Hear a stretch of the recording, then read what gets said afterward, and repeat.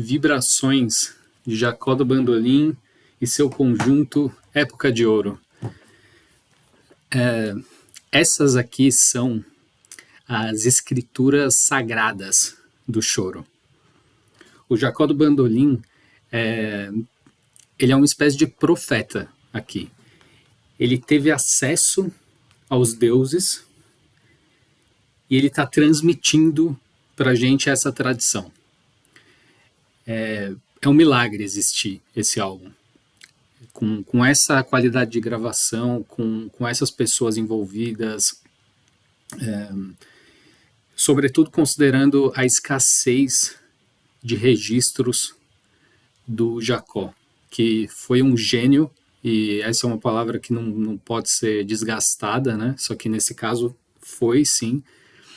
E a gente não tem um vídeo decente dele tocando, é uma coisa absurda mesmo. Então, o fato de existir essa gravação do jeito que ela é, com esse repertório, é algo que, assim, pelo qual a gente tem que agradecer muito. Esse é um disco que dá a sensação de uma sabedoria acumulada ao longo de décadas, que está sendo preservada aqui para gerações futuras. Como um testamento bíblico mesmo, uma coisa assim que condensa uma sabedoria quase inalcançável e que pode ser reinterpretada, que pode ser objeto de exegese até, sabe-se lá, o fim dos tempos, entendeu? E é um caso raro aqui, em que você tem talento, repertório, intérpretes, um momento histórico e, como eu já falei, a produção, a qualidade de gravação, e tudo isso se alinha de uma forma perfeita, criando esse documento da música brasileira. Não só da música, mas da cultura brasileira como um todo, porque esse álbum registra uma tradição inteira, na íntegra, porque através desse álbum a gente escuta o Pixinguinha, escuta o Ernesto Nazaré, escuta o João Pernambuco, escuta o Anacleto, escuta, enfim, toda a linguagem histórica do choro.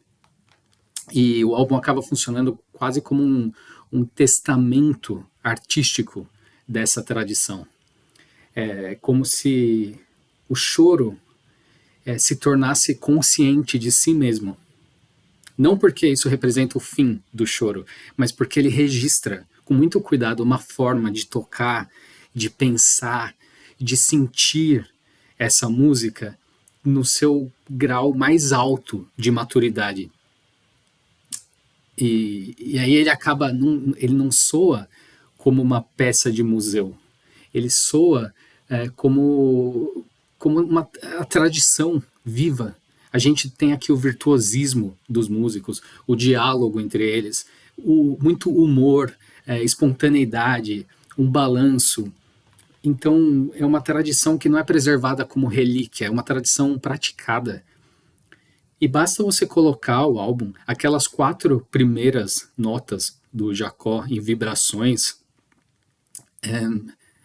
elas têm a capacidade de mudar a vida de uma pessoa. Eu fui muito tocado por essas 4 notas e pelo que vem a seguir, e eu conheço algumas outras pessoas que também passaram pelo mesmo, porque é realmente transformador. Eu não sei o que acontece aqui. Tem uma coisa que está além da música aqui nesse álbum, e por essas e outras eu recomendo demais, sem contar o contraponto do Dino, o Dino 7 cordas, o que ele faz aqui, uma composição em cima das composições, é uma coisa fora de série. Como eu já falei quando eu comentei sobre a Camerata Carioca, essa questão da música de câmara e da tradição contrapontística do choro, aqui ela já está muito presente também, como sempre esteve no choro, só que o que o Dino faz aqui é um toque de mestre, não tem o que falar, é um aprendizado sem fim, você ouvir e reouvir esse álbum, ele nunca vai deixar de fornecer sabedoria pra gente aprender mais a viver, aprender enquanto músicos, enquanto o que quer que seja.